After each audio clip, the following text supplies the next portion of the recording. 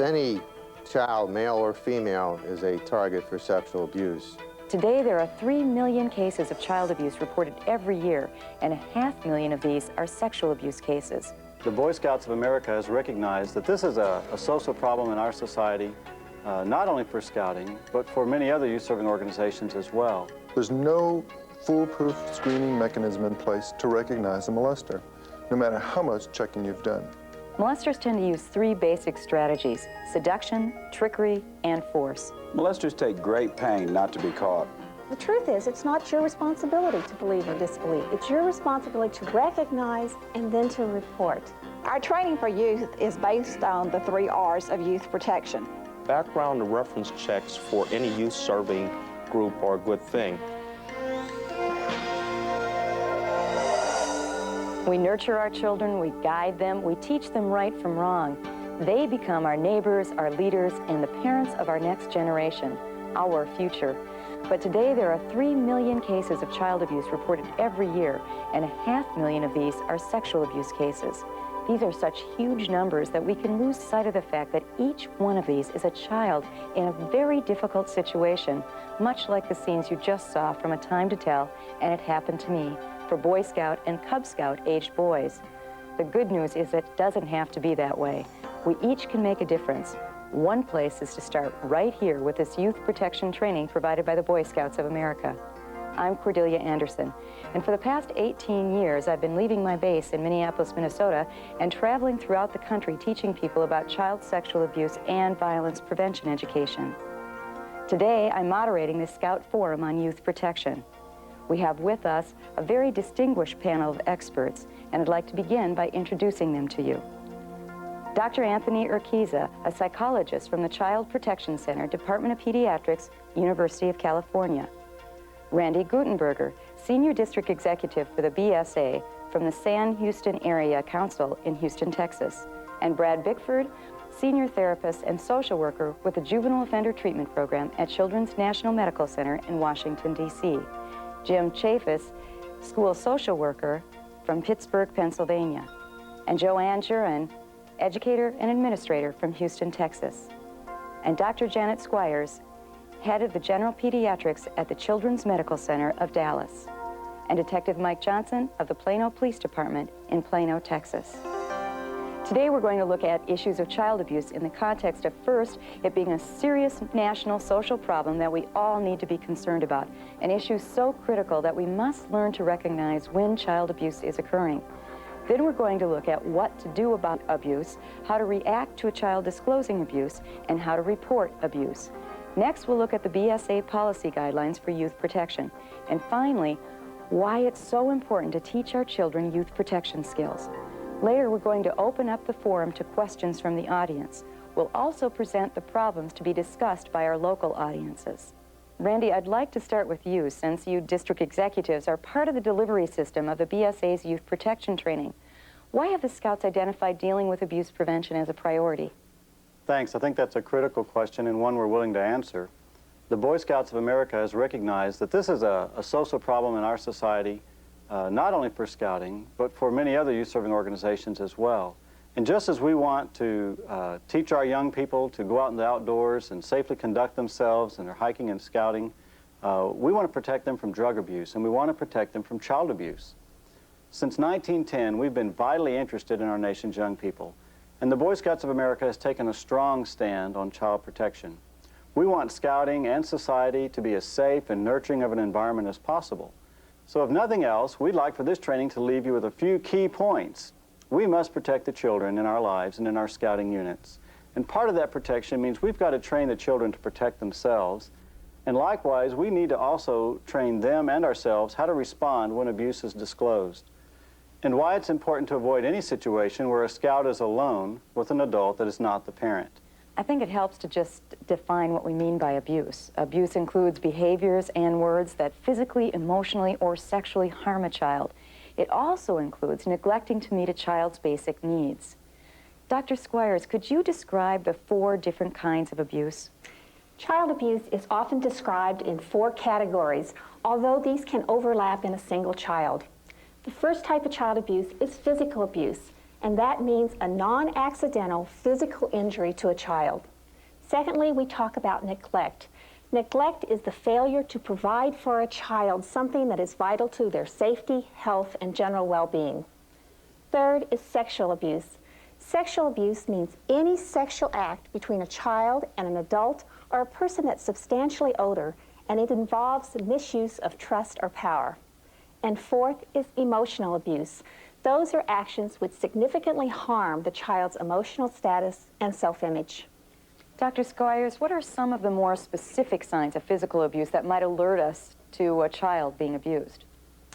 Well, you ask about signs of abuse, and first there's a very important point to make. As we discuss the signs of abuse, it's important to note that very few of these findings are totally specific for abuse. That means that we can see these signs in a child who is not being abused. The converse is also true. A child can be a victim of abuse and show no outward signs. Getting back to your question of physical abuse often comes to light when an adult involved with a child notices on the child's body signs of injury which are above and beyond the sort of normal wear and tear of childhood. Let's talk about bruises, which are the most common signs of injury.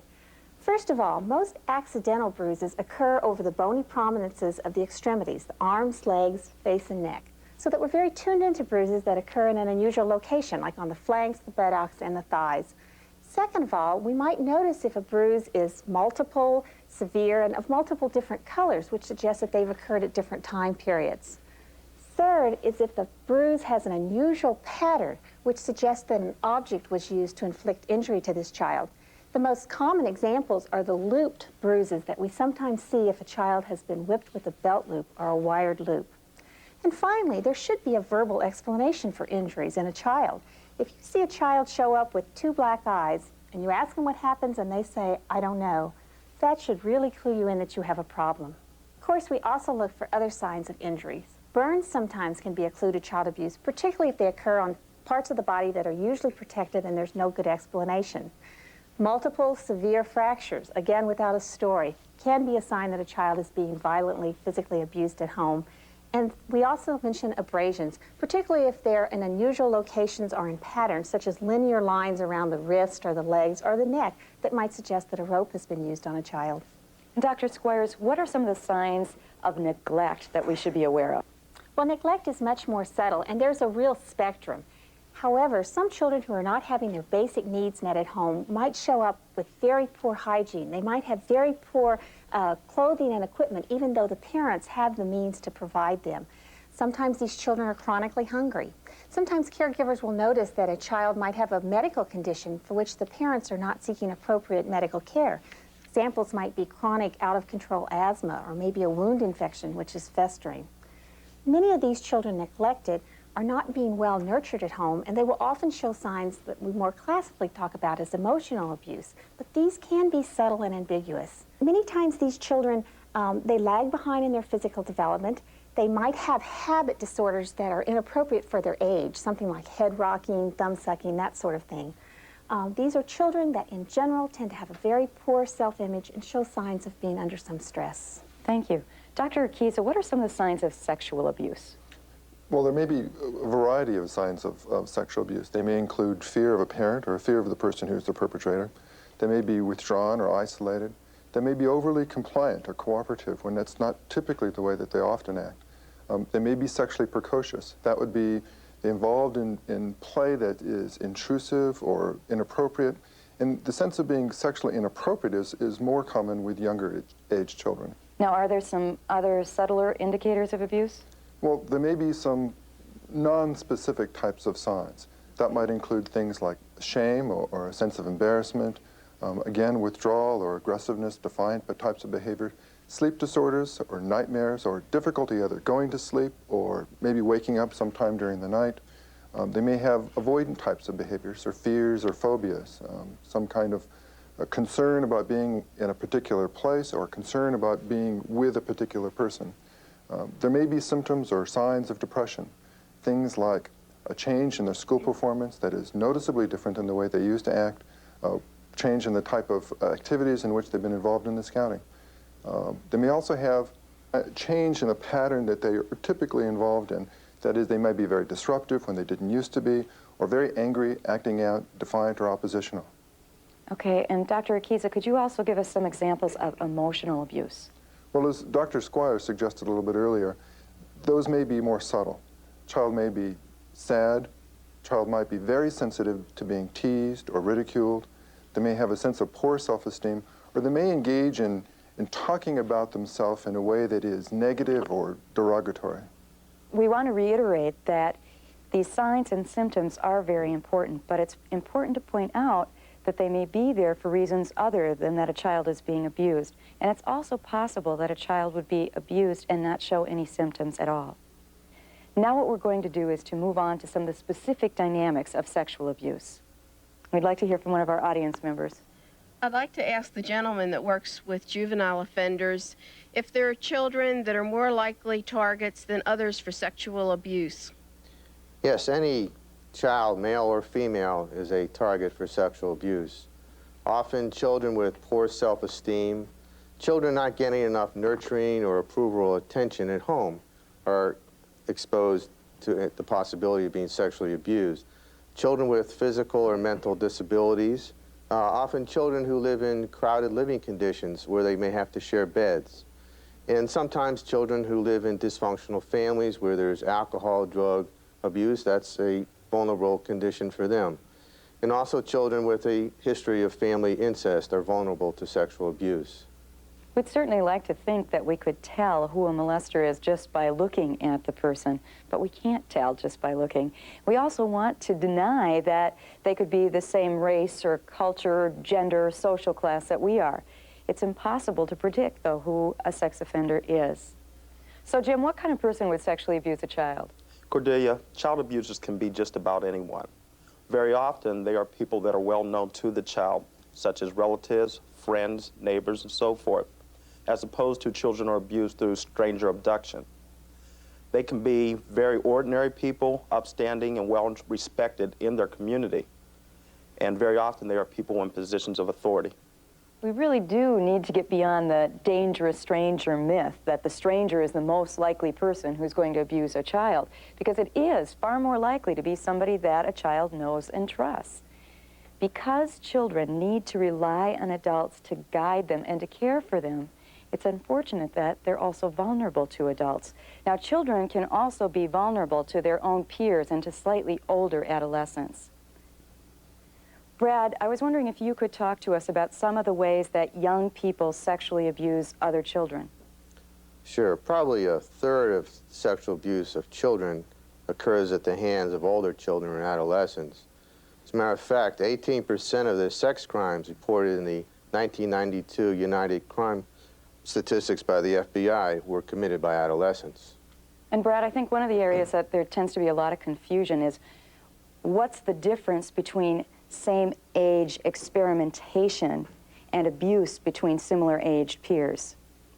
Well, a good knowledge of child development really helps here, but usually children up to age 6 or 7 might, briefly look or touch and exploring each other. However, any kind of genital-genital or genital-oral or genital-anal contact is inappropriate.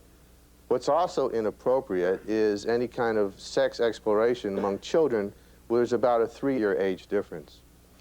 In most jurisdictions, it's also a crime to be involved with a child sexually under 16, especially if there's a 3-year age difference. We've talked about adolescents who molest children. Dr. Urquiza, what about recognizing adult molesters? Well, I think it's important to remember that it's very difficult to identify a child molester.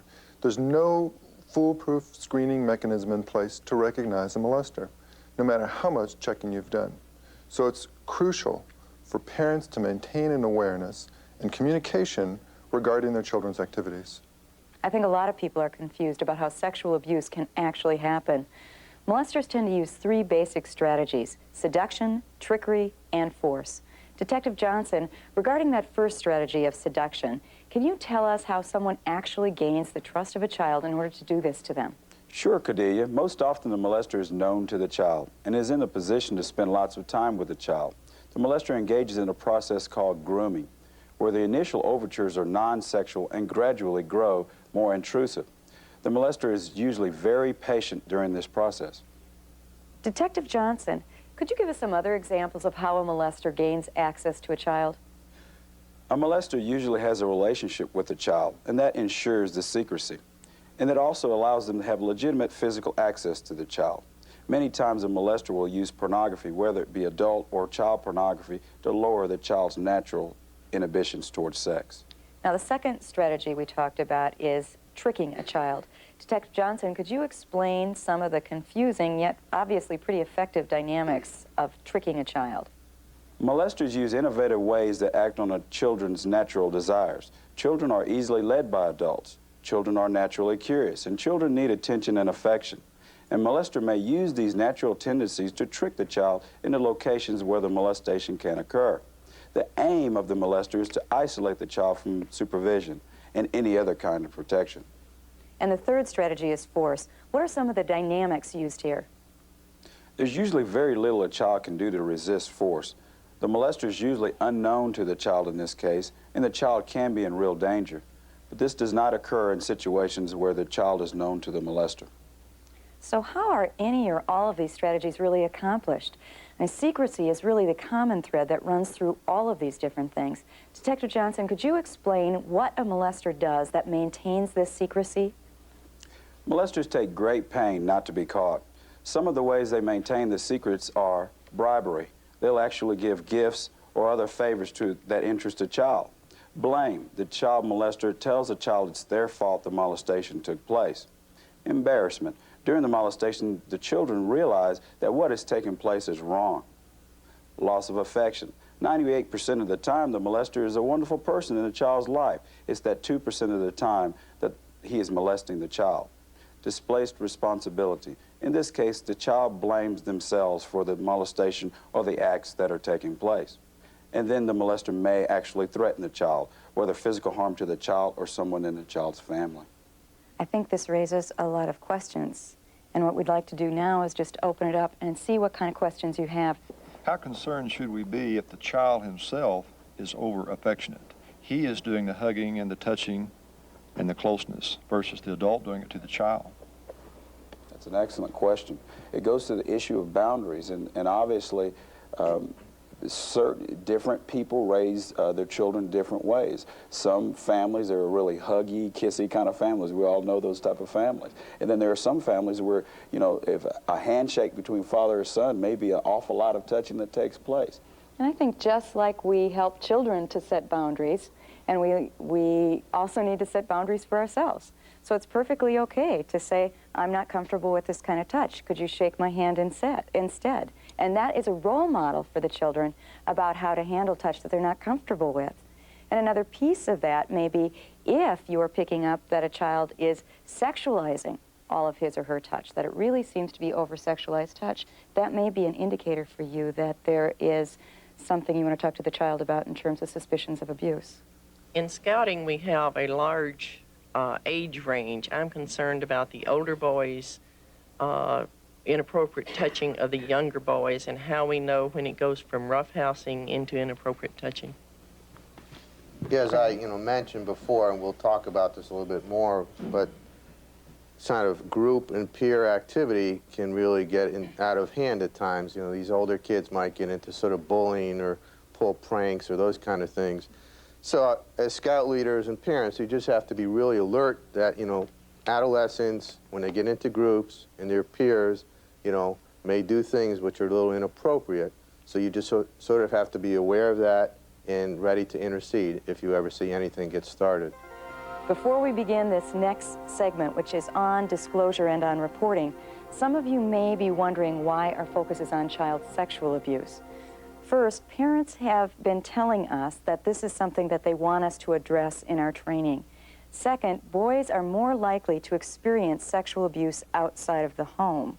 And third, despite the fact that we hear an awful lot about sexual abuse, the reality is that it's still one of the most underreported types of abuse. Now, since sexual abuse is considered by the experts to be underreported, perhaps we should look at some of the reasons why this is happening. Jim, the strategies that molesters use are apparently pretty effective. Does this explain why children don't tell that they've been sexually molested? Certainly it does, Cordelia. Children are apt to believe what the child molester tells them. They don't talk because of fear in general that is generated by the molester. Sometimes they are threatened of personal injury and harm to themselves, their family members, or even to their pets. Often they feel that they're not going to be believed by other adults. The molester will tell them that you're only a child, I'm an adult. Who do you think they're going to believe anyway? There's a threat to end their involved relationship with the abuser. The abusers often may have developed a close emotional tie with the child, and the threat to end this relationship would further isolate the child from the group that they're in, from the personal favors they've been extended, monies and gifts sometimes. Often a child is embarrassed to talk about their own sexuality, let alone sexual abuse.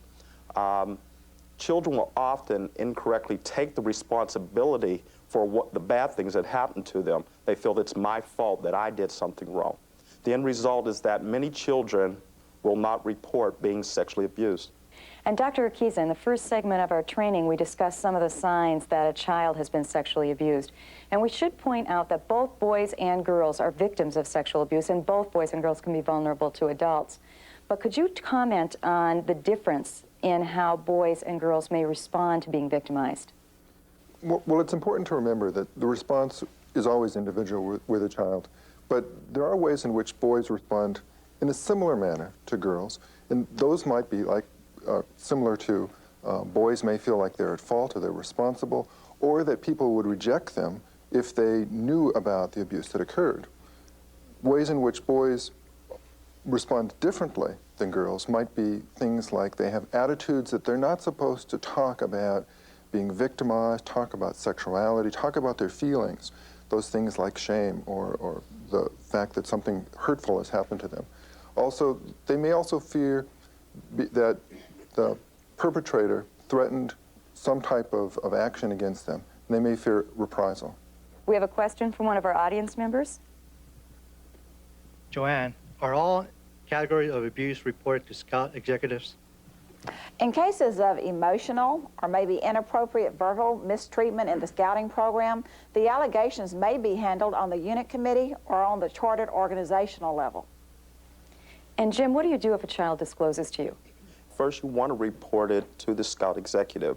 You want to keep your cool by not panicking or overreacting. Don't criticize the child. Be careful to avoid making them feel guilty by your very line of questioning, such as, why didn't you tell me earlier? Why didn't you say no? Why didn't you do this or that? Remember to respect the child's privacy. They're not going to feel comfortable discussing this in large groups with a lot of people milling around. Assure the child that he or she is not to blame, that they are the child, they are the victim, and that what was done to them is wrong and the abuser is the guilty party. And last, listen to the child carefully, be patient. They'll eventually tell you what you need to know. We need to remember that the purpose of this is to identify the signs of abuse and try to prevent it when at all possible. But when the abuse is disclosed to you by a child, you need to recognize that this may have been occurring with them for a long time.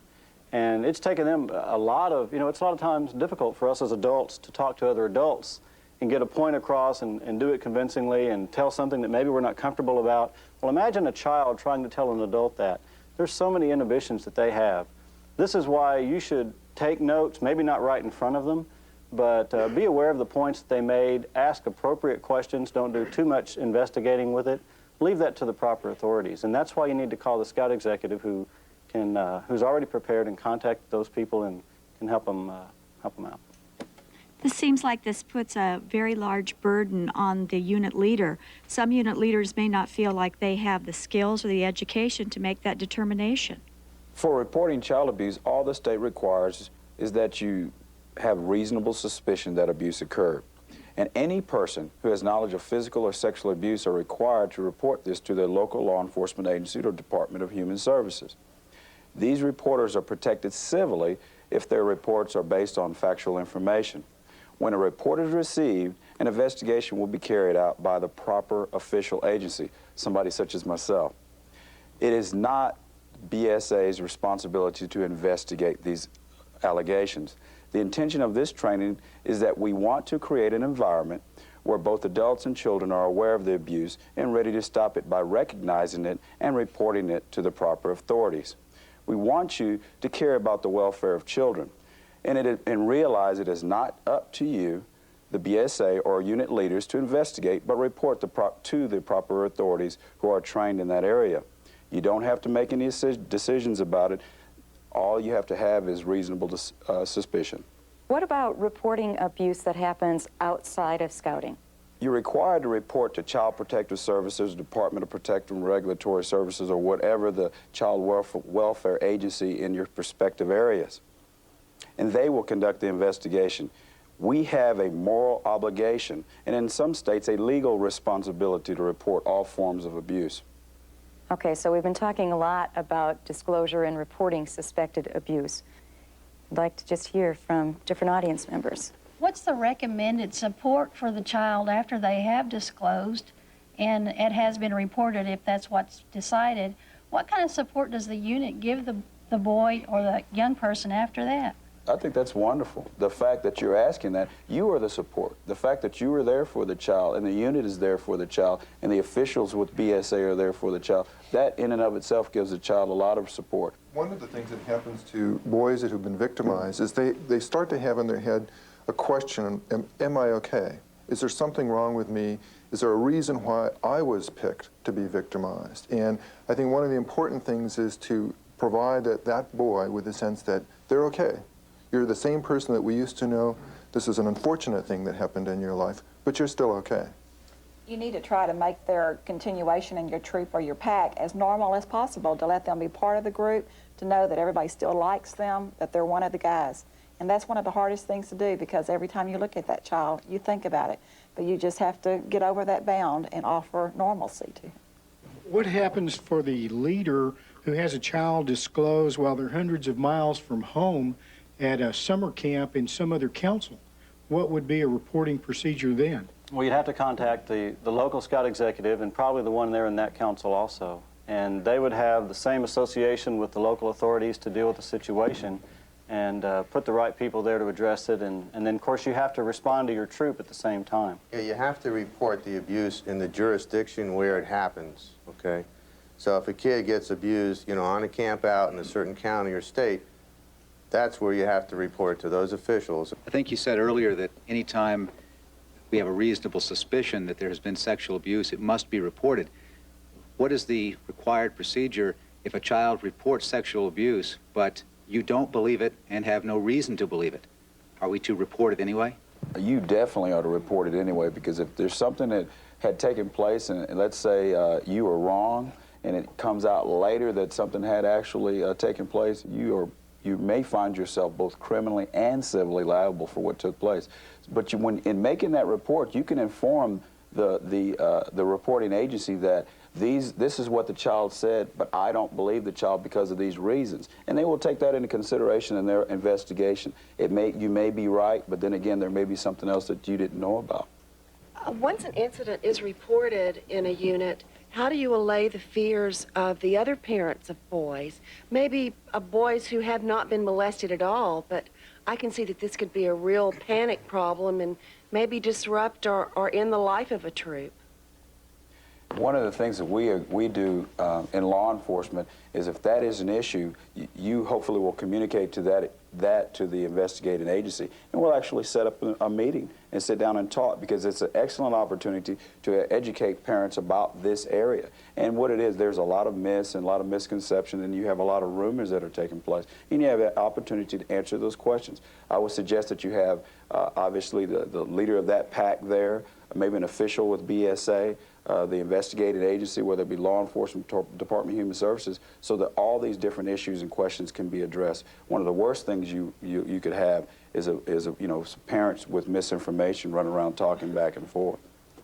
I was wondering, at what point do you go from suspicion to feeling that it truly is abusive, that the situation the child is in is abusive? As a physician that's part of a child abuse team, I have the opportunity to talk to lots of other groups, teachers, child care workers, ministers. You're not unique. You're part of adults who have the welfare of children in mind. And I have anytime you talk to a group, you will find adults reluctant to report, and there's lots of reasons. Most people don't like the legal system. Many people just don't like to think about child abuse.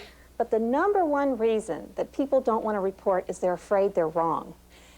And I think there's something very important to say to you. It's not your responsibility to judge. You're not the judge and jury. You're not even the investigative agency. Obviously, you don't want to report frivolous, petty, or malicious things, but if your hands, eyes, and heart tell you that this child might be being harmed, you have a moral obligation to report. You have to hope that your agencies in your community are sensitive and competent and experienced like ours are in the Dallas area, and I bet you they are. If they're not, you need to work with them. But I just think it's not your responsibility. I even heard the gentleman over here say earlier, what if you don't believe him? The truth is, it's not your responsibility to believe or disbelieve. It's your responsibility to recognize and then to report. Other questions? I'm concerned about the role that we play in terms of breaking down this veil of secrecy that you described, recognizing that there are active efforts to maintain secrecy and the shame that the children feel. As Scout leaders, how far should we go, and what are we to do when we suspect something but the child denies it?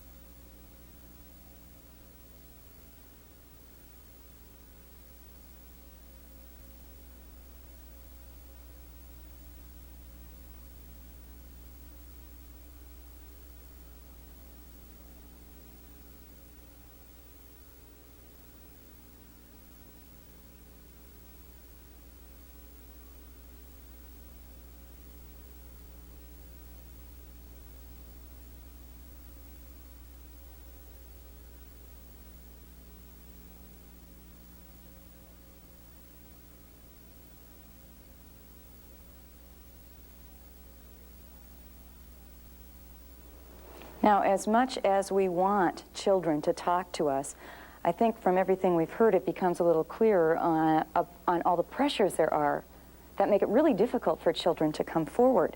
Some of the things that we can do to make it a little easier for them is to take the things that we see that made us suspect abuse in the first place and use those when we're asking them what happened to them. Another thing is just to remember that no matter how sensitive or skilled we are in talking to children about this, they simply may not be ready to talk about this yet, and we just need to let them know that when they are ready, we're here and we're willing to listen to them. Cordelia, we must remember too that whether the child is ready to talk or not, or is talking or not, if we see signs of physical or sexual abuse, we have a moral obligation to report it to our local Scout executive, who then can immediately explore the situation and evaluate it. Now, the Youth Protection Program offers a variety of preventive strategies that can be used here and can be used by other organizations outside of Scouting. Now, Dr. Urquiza, could you tell us more about how sexual abuse occurs? Well, we know that there are 4 things that have to be present for a child to be abused, and the Boy Scouts deal with all of these. First, there must be an offender with a motivation to sexually abuse. Secondly, the molester must overcome internal inhibitions against abusing. Third, the molester must overcome barriers to abusing, external barriers. And fourth, the molester must overcome resistance by the child. Which brings us to Randy. How are the 4 preconditions to abuse related to the BSA's protection strategies?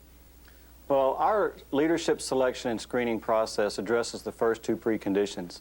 And through it, what we try to do is to see that the individuals who intend to molest children in our program are denied membership on the onset, that they're never allowed in. We work with the chartered organization and the unit committee to see that our adult leadership meets these high standards of the Boy Scouts. Okay, and Joanne, how does your charter organization handle the adult leader registration? Well, first of all, Cordelia, we try to get to know the person that's applying to be a leader as well as we can. We also insist that every leader in our pack or troop is a registered leader. And thirdly, we always try to check references, especially on those leaders who seem too good to be true. Jim, do you think that these are feasible requirements for other organizations? Yes, I do, Cordelia. Background and reference checks for any youth-serving group are a good thing. Asking for a reference for a volunteer job is not asking for too much. Organizations should have an explicit upfront discussion about their organization policies about abuse prevention.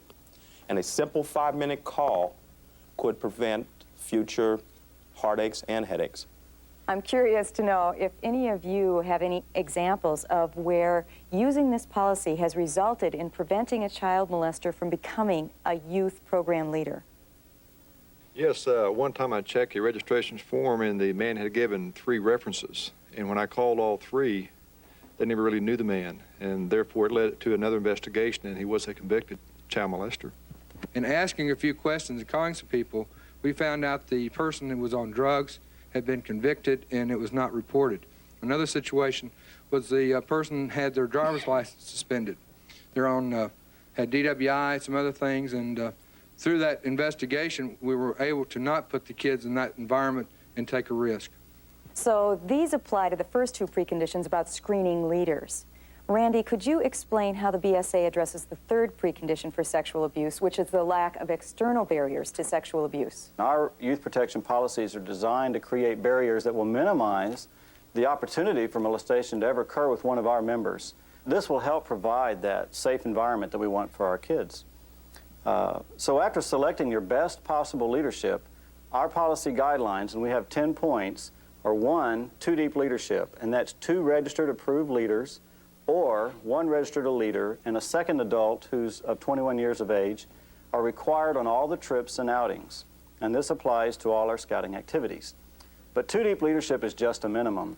The chartered organization and the unit committee have the responsibility to look at all their activities and determine what the leadership requirements are going to be according to the adult-youth ratios and where the kids are going. The Scoutmaster's Handbook suggests a rule of 4.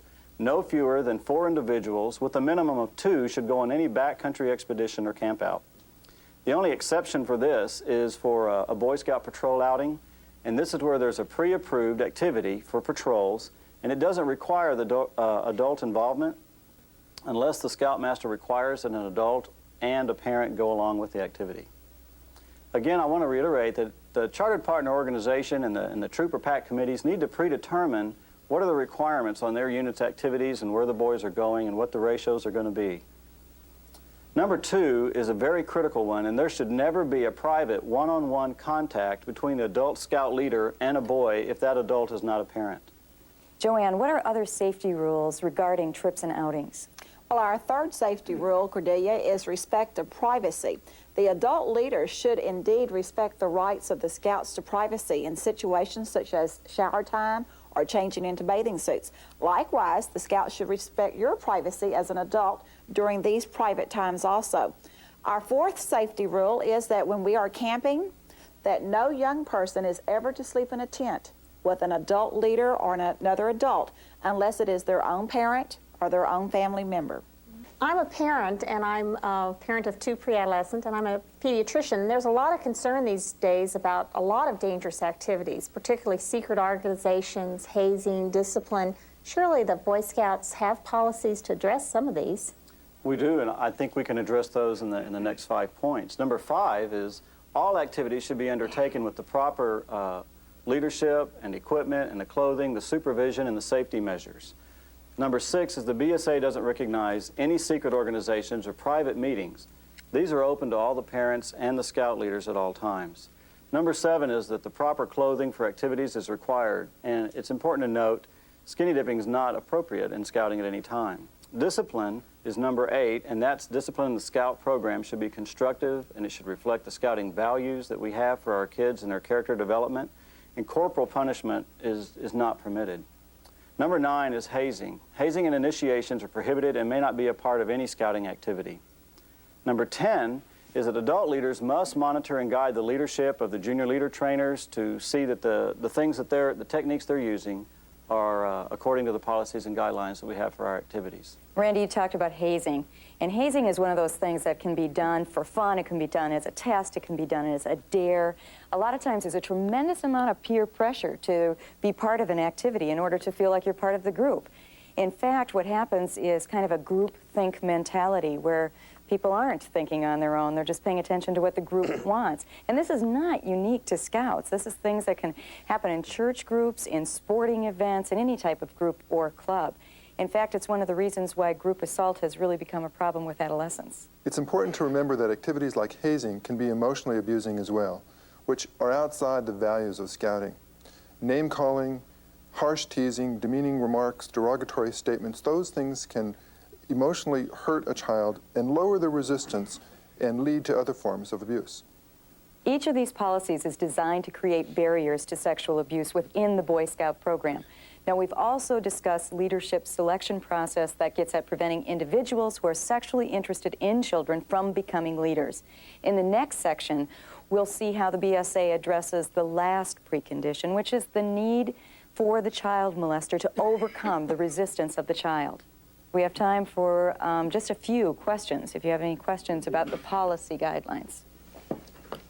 Well, isn't it then incumbent upon the scout leaders to create an atmosphere with the older boys to where they know hazing is not going to be tolerated? That's a good question. I think through your junior leader training with your troops that you can touch this topic. You could even talk about your youth protection. Train these boys to be alert and aware of what all of these things that we've been talking about are, how they occur, and what they as junior leaders can even do to provide the proper leadership, and also let them learn how to step in and help solve some of these problems when they see things getting out of hand. There's an important value here, too, that you want to train and train some of the older boys of how do you deal with younger kids? How do you deal in situations in which you may have more control or more power in the situation? How do you deal with somebody in a way that's respectful? Yeah. When she mentioned seeing what happens, as we all have been, particularly guys who played organized sports and football teams and whatnot, it's always a right to initiate a kid and to get them into the group. And if we realize most activity occurred when adults weren't looking.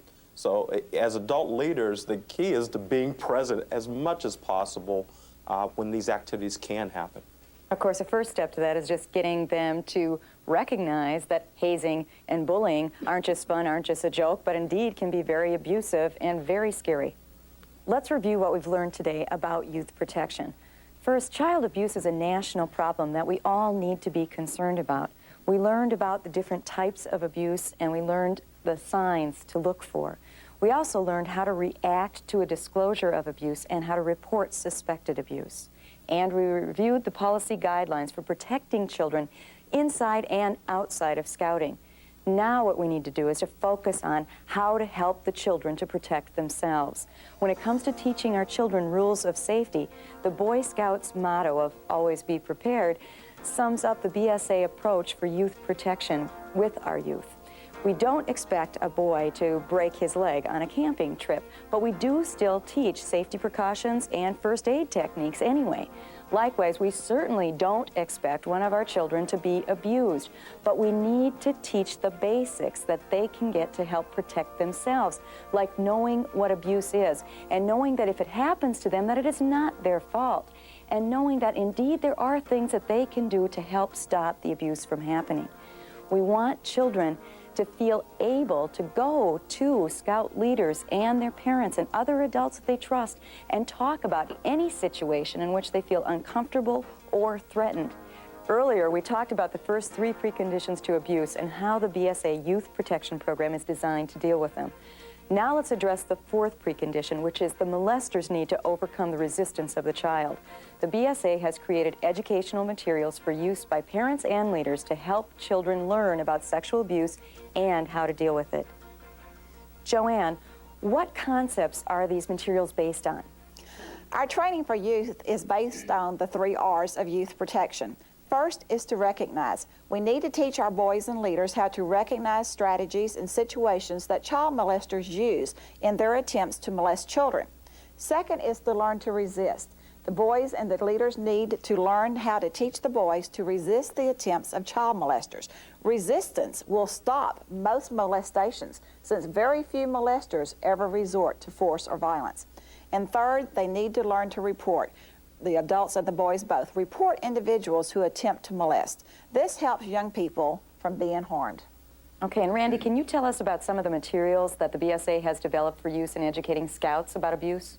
Yes, and I'd like to start with the handbook. We feel very strongly that to the extent we can, we really need to involve the parents as the main source of communication for our children on this information of this topic. So we've placed a guide in front of every booklet called A Parent's Guide to Youth Protection. And this is in the Cub Scout books and the Boy Scout books.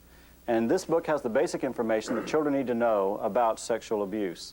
By discussing these topics with their children, the parents are also letting the kids know it's okay for them to come back to them and discuss these difficult subjects. And this is because sometimes the kids obviously do feel inhibited, or they feel that the parents are going to get mad at them, or that it's their fault and they're to blame if they were molested. And we think this will help eliminate that problem. Discussing the materials in the booklet, and that's the parent and the child, doing that together, has been incorporated into the Bobcat badge requirements in Cub Scouting and is a requirement for joining a Boy Scout troop. Okay, and Joanne, what other materials does the BSA have for Cub Scout-aged boys?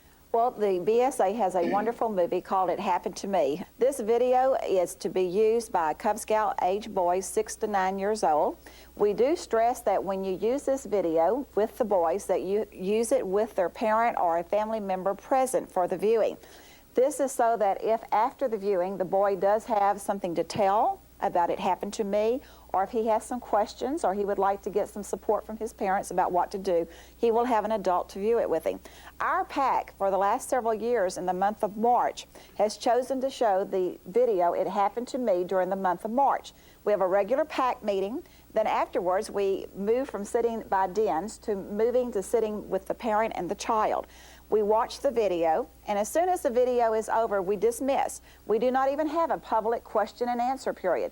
We simply ask our parents and the boys to go home and to use that time at home to answer any questions that the children may have. It has been very, very effective. We've had many parents have come back and asked to check the video out. They've taken it home for the child to watch again, or maybe for a brother or sister to watch. Some have taken it to their church. Some have taken it to other youth activities that their children are in, and we've had some wonderful feedback from our parents that this is teaching the parents and the leaders as well as the boys about what to do in case this happens to me. Let's take a look at some scenes from It Happened to Me.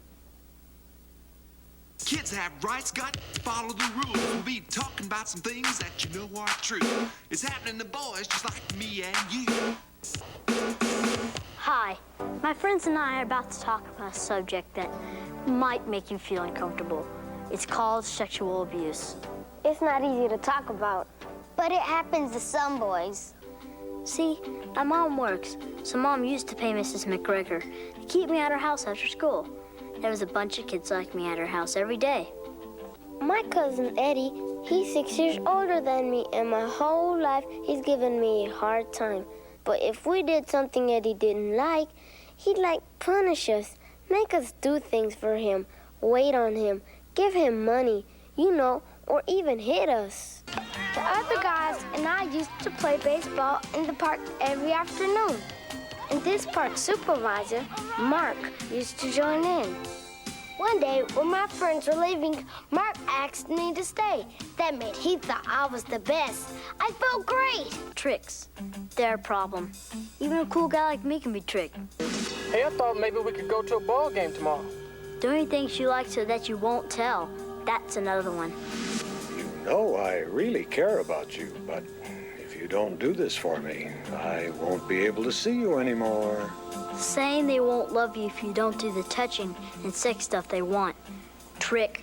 Hey, man, you got a problem. If anybody ever found out what happened, they'd think there was something wrong with you. So don't be dumb and tell. Just remember, trust your feelings and follow the rules. It's okay to say no.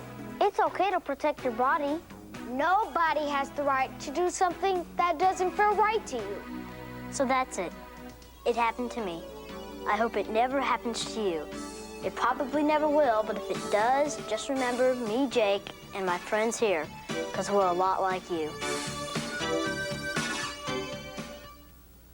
The BSA also has a video for older Boy Scout-aged boys. It's intended to be used once a year in each Scout troop. Let's take a look at some scenes from A Time to Tell.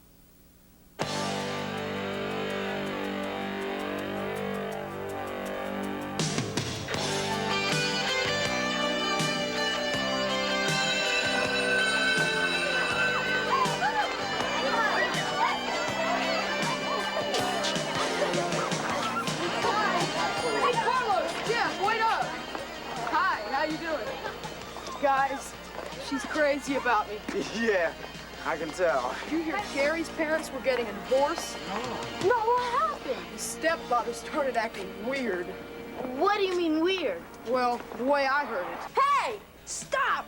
No! Why are you doing this? That's sick! And I trusted you!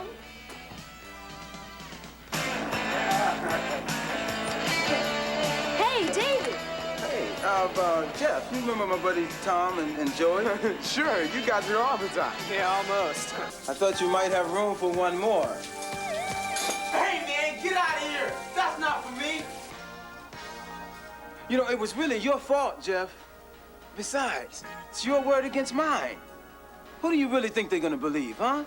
You, the kid, or me, the adult? Child molesters can be anybody. And they usually are a friend or relative who uses things like special attention, toys, money, video games, even pets to get kids like you to do things that just aren't right.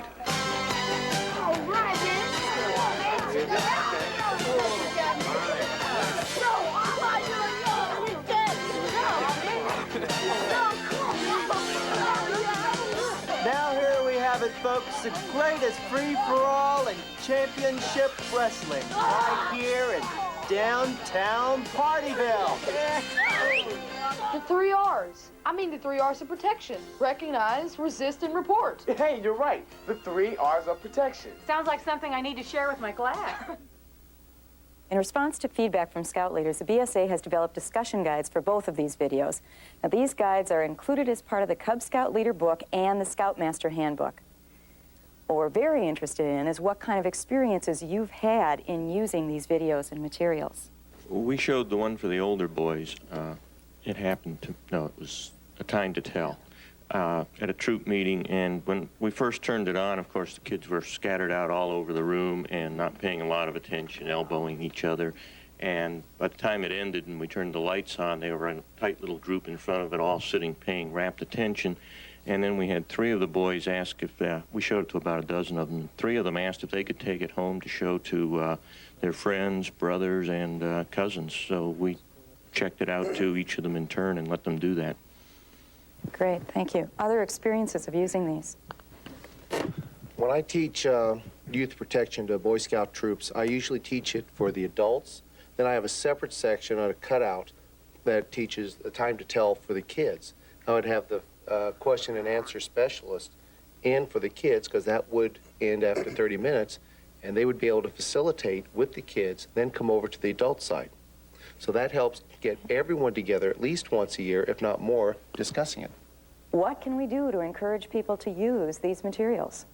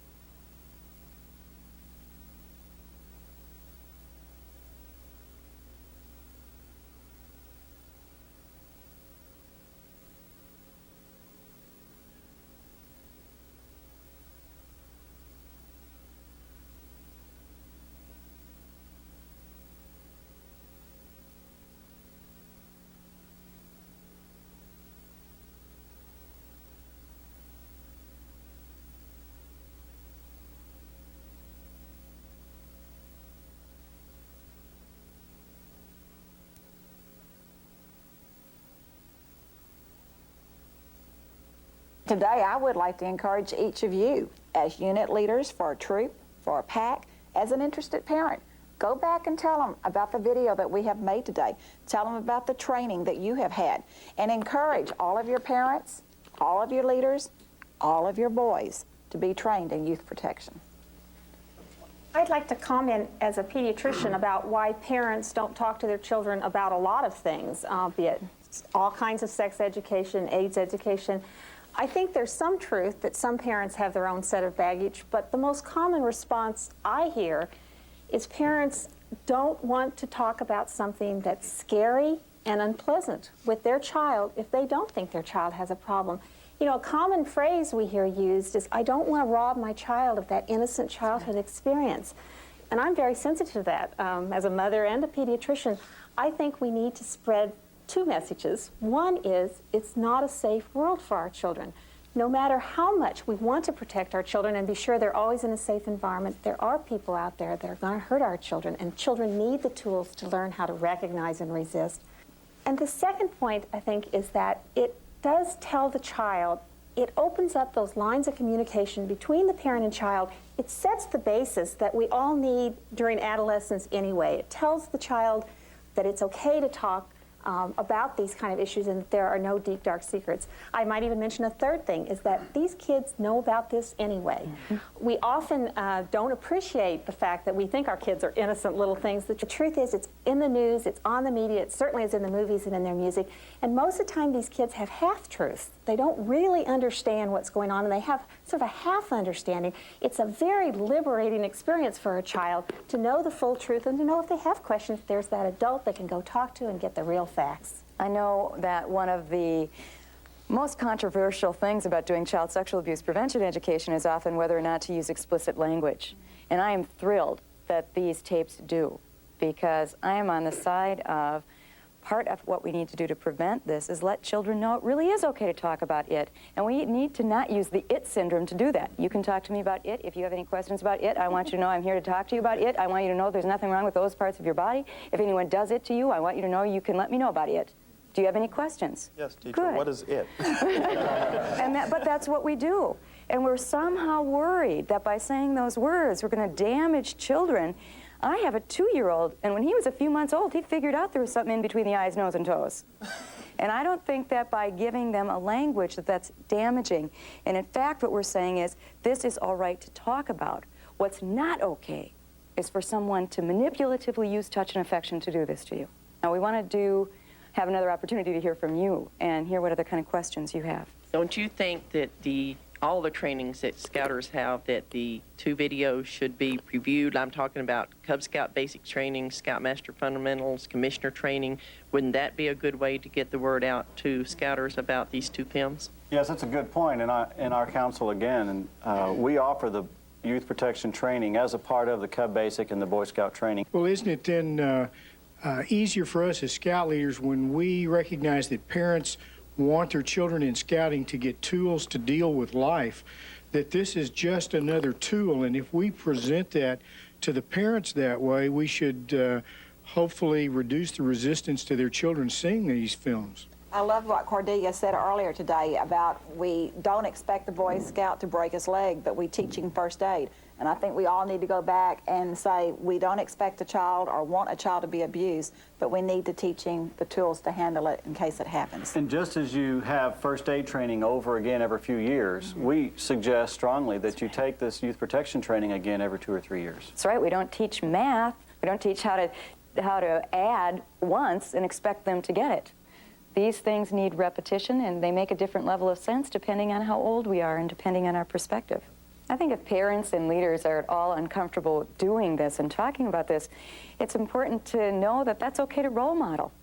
It's okay to say, you know, I'm a little bit uncomfortable talking about this. No one ever talked to me about it, but I think this is really important. I might be embarrassed, might even be a little scary. I hate to think about this stuff even happening, but it does. So let's talk. One of the things you might consider also, child abuse is a topic that affects every one of our communities. Every community has this topic come up, whether it's an individual who's arrested or caught abducting a child or something like that. Taking that opportunity is an excellent time period to inform your families that you're going to be covering the youth protection series and you're going to be talking about some of these topics. And I guarantee you, if you're opportunistic enough, that when those topics are in the media, that they will show up and they will be very interested in the information that you have for them. And I'd like to take the opportunity also to praise the officials with Boy Scouts of America. I think that y'all have gone a long way to address this issue and be responsible. And I think that you're going to be creating a climate that's going to be more likely for these types of individuals not to want to get involved with your program. Youth protection for our children is another safety precaution that children should be taught. We know children can learn these protection concepts, and we know that when they do learn them, they're better able to protect themselves. Remember, this is something that's up to each of us, and we each can make a difference.